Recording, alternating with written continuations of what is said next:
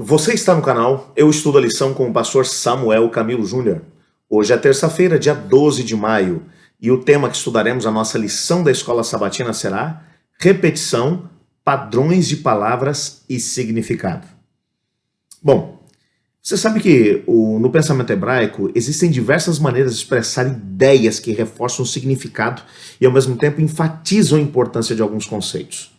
Ao contrário da maior parte das línguas europeias, das quais a nossa faz parte, o português, o hebraico ele não possui sinais de pontuação no seu idioma normal, o original, o antigo. Você imagina o que é você ler um texto sem qualquer tipo de pontuação, sem ponto, sem vírgula, 2 pontos, sem nenhum tipo de pontuação? Pois é assim o hebraico antigo. Por isso, dentro da estrutura do idioma, foram desenvolvidas algumas técnicas para poderem comunicar algumas ideias. Uma delas é a ideia da repetição, ok? Essa ideia de repetição a gente vê em 2 exemplos que foram mencionados no nosso guia de estudos hoje, tá bem? Eu queria ler com você os 2 textos que são aqui mencionados para a gente poder entender como essa ideia de repetição ajudava o leitor a conseguir captar a ideia, já que não havia nem ponto, vírgula, parágrafo e coisa parecida, né? Era o texto corrido sem qualquer tipo de padrão de pontuação. Vamos ler aqui então. O primeiro texto é Gênesis capítulo 1, versos 26 e 27. É um texto sobre a criação, que diz assim, ó. Também disse Deus, façamos o homem à nossa imagem, conforme a nossa semelhança. Tenha ele domínio sobre os peixes do mar, sobre as aves do céu, sobre os animais domésticos, sobre toda a terra e sobre todos os répteis que rastejam pela terra. Verso 27. Criou Deus, pois, o homem à sua imagem. A imagem de Deus o criou. Homem e mulher os criou. Segundo texto, Isaías 6, versos 1 a 3. No ano da morte do rei Uzias, eu vi o Senhor assentado sobre um alto sublime trono, e as abas das suas vestes enchiam o templo. Serafins estavam por cima dele, cada um tinha 6 asas, com 2 cobriam o rosto, com 2 cobriam os pés, com 2 voavam. E clamavam uns para os outros, dizendo, Santo, Santo, Santo é o Senhor dos exércitos, toda a terra está cheia da sua glória. Bom, vamos dar uma olhada aqui nesses textos e tentar entender como é que esse princípio da repetição ele vai aparecer aqui. Uma das maneiras pelas quais o escritor hebraico ele podia enfatizar certos atributos de Deus era repeti-los 3 vezes. E com isso, ele frisava a ideia que precisava ser destacada naquela parte do texto, para que nada se perdesse. À medida que o relato da criação, por exemplo, ele vai chegando ao ápice da divina obra da criação, o texto enfatiza a importância singular da humanidade.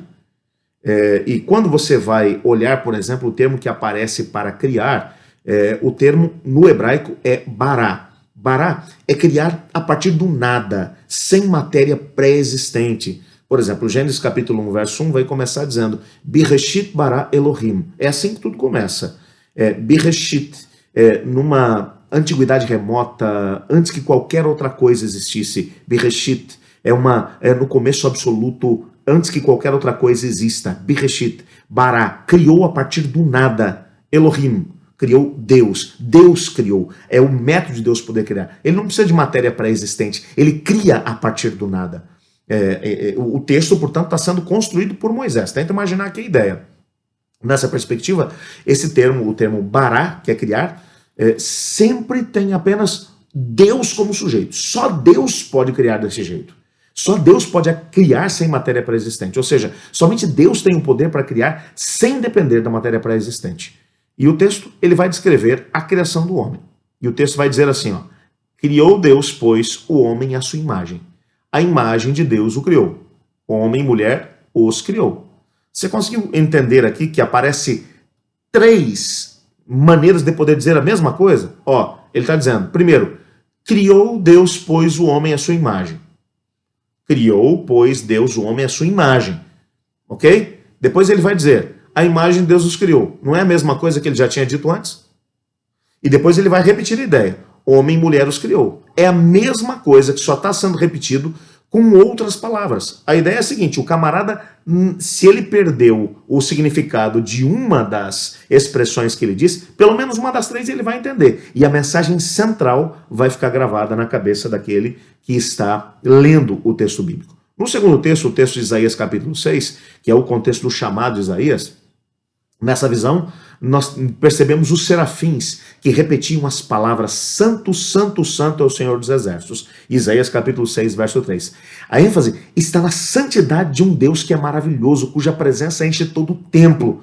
Nós também vemos aqui a santidade mediante as palavras de Isaías, quando ele mesmo estava na presença do Todo-Poderoso e diz: ai de mim, estou perdido. Mesmo o profeta Isaías, confrontado com a santidade, o caráter de Deus, mesmo de alguma maneira enchendo-se ante a sua indignidade, percebendo a quem ele era ou quem ele não era, ou quem ele deveria ser, ele clama a Deus: ai de mim. Vemos assim muito antes da própria exposição de Paulo sobre a pecaminosidade humana e a necessidade de um Salvador, em Romanos nos capítulos 1 a 3, nós percebemos a Bíblia expressando a natureza decaída do ser humano, e não existe nenhuma pessoa boa, nem mesmo Isaías. Você percebe que no momento em que os serafins eles repetem 3 vezes Santo, Santo, Santo, algumas pessoas querem perceber aqui a presença da Trindade Divina. É uma tradução possível, mas na verdade essa era uma ideia para poder expressar. A ideia da repetição era para expressar aquilo que se sobressaía de Deus. Deus é santo. O texto aqui está explicando simplesmente o seguinte: Deus é santo e o homem é pecador. Mas apesar de Deus ser santo, dos serafins, dos anjos que ministram na sua presença perceberem isso, o ser humano, quando entra na presença de Deus, percebe a mesma coisa e reage a isso. Quando ele entende quem Deus é e quem ele é, ele diz: ai de mim. Mas o texto não termina por aí. O anjo vem e coloca uma brasa nos lábios de Isaías e diz: olha, a tua maldade te foi tirada. E agora, se você quiser, você já pode usar. E aí o texto vai ter o seu ápice no momento em que Deus pergunta: então, quem irá por nós? Isaías agora, ele tem a possibilidade de compreender que ele é pecador, que ele é falho, que Deus é santo, mas ele diz: eis-me aqui, envia-me a mim.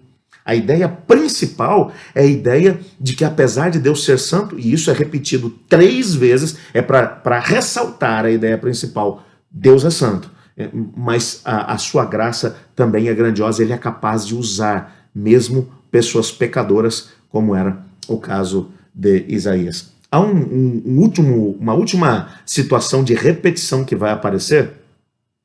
Existe a possibilidade, por exemplo, num texto, quando você vai analisar, quando uma repetição acontece mais de 3 vezes, e ela pode acontecer no contexto da estrutura, da maneira como se escreve em hebraico e em aramaico, toda vez que você encontra a repetição da mesma ideia, muitas vezes, você tem que tentar descobrir o que o autor está tentando, de alguma maneira, ressaltar. E aqui vai aparecer um exemplo no nosso guia de estudos, de Daniel capítulo 3. Nós não vamos ler, ok? Mas se você der uma olhada, por exemplo, assim, ó, em Daniel 3, versos 1 a 3, depois Daniel 3, verso 5, Daniel 3, verso 7, Daniel 3, verso 12, Daniel 3, verso 14, Daniel 3, verso 15, Daniel 3, versos 8, nesses textos todos você vai descobrir o seguinte: o contexto ali é da grande estátua que Nabucodonosor havia levantado na planície de Dura. No capítulo 2, Nabucodonosor tinha tido um sonho e Daniel tinha tido a possibilidade de poder interpretá-lo. Lá no Daniel capítulo 2, versos 31 a 45, você vai descobrir isso, ok? E agora, no capítulo 3, o Nabucodonosor ele quer se colocar no lugar de Deus. Então, a expressão, a imagem que o rei Nabucodonosor tinha levantado, ela acaba sendo repetida 10 vezes no capítulo 3. 10 vezes, nesses versículos que eu mencionei para você. Daniel capítulo 3, versos 1 a 3, 5, 7, 12, 14, 15 e 18. Se você der uma olhada, vai aparecer 10 vezes a repetição. Bom, Daniel, obviamente, extrapolou aqui a ideia da repetição para poder tentar mostrar uma mensagem. Qual era a mensagem? A mensagem é de que Nabucodonosor estava em desafio, estava desafiando a Deus, e a mensagem que Deus havia dado a ele, através do sonho que Daniel havia interpretado lá no capítulo 2, versos 31 a 45. A ênfase, nesse caso, ela está na tentativa do ser humano de se tornar um Deus e de ser adorado, em contraste com o único Deus verdadeiro, o único digno de adoração, e, ao mesmo tempo, a interpretação que Deus havia dado. Nabucodonosor estava desafiando aquilo que era a revelação que Deus tinha dado. E em desafio a essa revelação, ele tenta agora criar um caminho alternativo à estátua que ele havia criado. Então, por isso, há uma repetição. 10 vezes a ideia, a imagem de Nabucodonosor vai ser ali mencionada. Você percebe nitidamente que o autor só está tentando dar ênfase naquilo que é mais importante no texto. A mensagem central do capítulo 3 é exatamente, Nabucodonosor está tentando se colocar no lugar de Deus. Ele está tentando encontrar um aspecto alternativo àquilo que foi a revelação que Deus tinha dado no capítulo 2. Com isso em mente, cada vez que você for para um texto bíblico e reparar que existe repetição de uma ideia, você vai ter a ideia de poder entender. Opa, se há repetição, então na repetição você vai entender qual é a mensagem central que o autor está tentando dar para a gente. É essa a ideia. É uma chave simples para podermos compreender mensagens importantes da Bíblia. Às vezes nós olhamos para um texto e destacamos aquilo que não era o que o autor queria destacar. E quando você percebe esse contexto de repetição, aí você percebe, opa, é isso aqui que o autor estava querendo ressaltar como uma mensagem mais importante. Aí você respeita aquilo que foi a revelação que o autor recebeu, a inspiração que ele recebeu ao poder escrever, e aí você vai poder ter a possibilidade de ser edificado através daquilo que realmente ele ressaltou no contexto do texto. Isso é só um jeito de poder respeitar o texto, bem como a sua interpretação. Vamos orar a Deus, pedindo a Deus para que Deus nos ajude a podermos perceber essas nuances do texto e ao mesmo tempo compreender aquilo que é a mensagem central que o Senhor Deus tem para nós.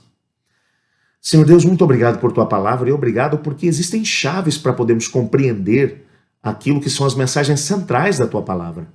Ajuda-nos a podermos perceber isso como fizemos nesses 3 textos que analisamos hoje. Que a tua palavra possa ser compreendida pelo teu povo para que sejamos realmente compreendidos e entendidos pelas pessoas à nossa volta como o povo da Bíblia, um povo que entende e respeita o texto sagrado. Pois é o que oramos em nome de Jesus. Amém. Eu estudo a lição. E você?